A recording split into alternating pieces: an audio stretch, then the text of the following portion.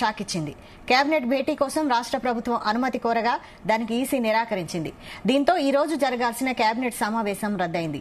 Schedule ప్రకారం సాయంత్రం 4 గంటలకు జరగాల్సిన మీటింగ్ ఈసీ అనుమతి లేకపోవడంతో వాయిదా పడింది. ఇంకా ఎన్నికల కోడ్ అమల్లో ఉండడంతో అధికారికంగా ఎలాంటి నిర్ణయం తీసుకోవాలన్నా ఈసీ అనుమతి తప్పనిసరైంది. ఈ క్రమంలో కేబినెట్ భేటీ కోసం ఈసీని రాష్ట్ర ప్రభుత్వం అనుమతి కోరింది. రాష్ట్ర ప్రభుత్వానికి కేబినెట్ కి అనుమతి ఇవ్వడం కుదరదని ఈసీ నో చెప్పడంతో మంత్రివర్గ సమావేశం రద్దయింది.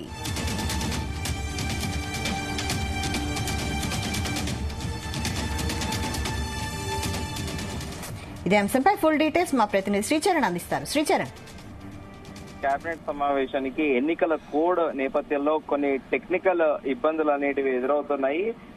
మే 13న పార్లమెంట్ ఎన్నికలు ముగిసినా కూడా ఈ నెల 27న జరగనున్న ఉమ్మడి ఖమ్మం, నల్గొండ, వరంగల్ పట్టభద్రుల ఎమ్మెల్సీ ఉప ఎన్నికలున్న నేపథ్యంలో కేబినెట్ భేటీకి ఈసీ నుండి కూడా ఇప్పటి వరకు అయితే అనుమతి రాలేదు. అయితే సాయంత్రం 4 గంటలకు అందుబాటులో ఉన్న మంత్రులతో సెక్రటరియట్ లో ముఖ్యమంత్రి రేవంత్ రెడ్డి సమావేశం కానున్నారని కూడా సచివాలయ వర్గాలు చెబుతున్నాయి.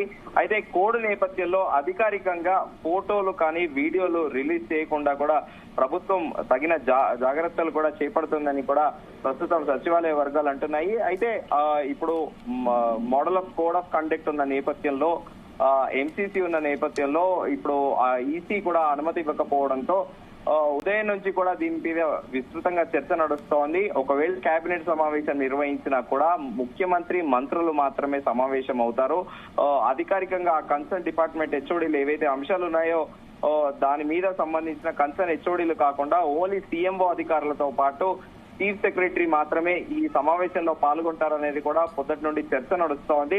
కానీ తాజాగా ఈసీ నుండి అనుమతి లేకపోవడంతో కేబినెట్ సమావేశం అనేది రద్దయిందని చెప్పుకోవాలి. అయితే మంత్రులు యథావిధిగా కూడా ఒకవేళ అందుబాటులో ఉన్న మంత్రులు మాత్రము కూర్చొని ఒక ముఖ్యమంత్రితో చర్చించే అవకాశం ఉంది. అయితే ముందుగా కేబినెట్ అజెండా కూడా 2 రోజులుగా విస్తృతంగా చర్చ నడుస్తోంది. దానిలో ప్రధానంగా చర్చించే అంశాలు ఏంటంటే, రాష్ట్ర పునర్విభజన జరిగి 10 ఏళ్లు పూర్తి కానుండడంతో పునర్విభజన చట్టానికి సంబంధించి పెండింగ్ లో ఉన్నవి, అలాగే తెలంగాణ, ఏపీ మధ్య ఏవైతే ప్రాబ్లమ్స్ ఉన్నాయో అవి సాల్వ్ కాని ఉన్న అంశాలపైన కూడా కేబినెట్ లో ఈ రోజు చర్చించి ఉండాల్సింది.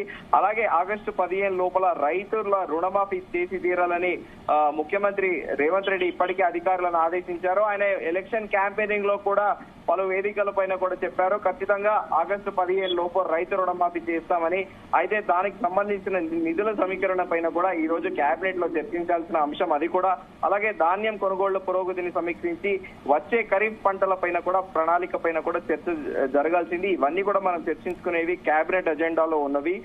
రాష్ట్ర ఆదాయం పెంచుకునే దిశగా కూడా వనరుల సమీకరణ, ఆదాయం పెంపు, ప్రత్యామ్నాయాలపైన కూడా కేబినెట్ లో ఈ రోజు చర్చించాల్సిన అంశాలు ఇవి. కుంగిపోయిన మేడిగడ్డ, అన్నారం బ్యారేజ్ల రిపేర్లకు సంబంధించి నేషనల్ డ్యామ్ సేఫ్టీ అథారిటీ ఇవాళ ఈ మధ్యలో ఒక రిపోర్ట్ ఇచ్చింది.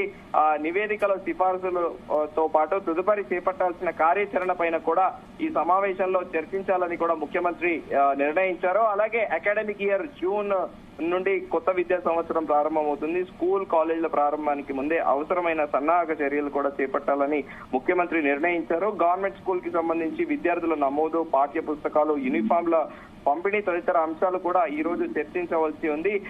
మేజర్ ఇష్యూ అయిపోయిందంటే, స్టేట్ బైఫర్కేషన్ అయిపోయాక ఉమ్మడి రాష్ట్రంలో ఉన్న ఆస్తులతో పాటు ఇక్కడ రికవరీ చేసుకోవాల్సిన గవర్నమెంట్ ఇన్స్టిట్యూషన్స్ ఏవైతే ఉన్నాయో వాటి మీదనే ముఖ్యమంత్రి రేవంత్ రెడ్డి ఫోకస్ పెట్టారనేది కూడా ప్రచారంలో ఉంది. కానీ తాజాగా ఈసీ నుండి ఎలాంటి పర్మిషన్ లేకపోవడంతో తాత్కాలికంగా అయితే కేబినెట్ రద్దని చెప్పుకోవాలి. కానీ యథావిధిగా అందుబాటులో ఉన్న మంత్రులు సచివాలయంలో మాత్రము సాయంత్రం ముఖ్యమంత్రి రేవంత్ రెడ్డితో సమావేశం అవుతారనేది కూడా ఒక ప్రచారంలో ఉంది.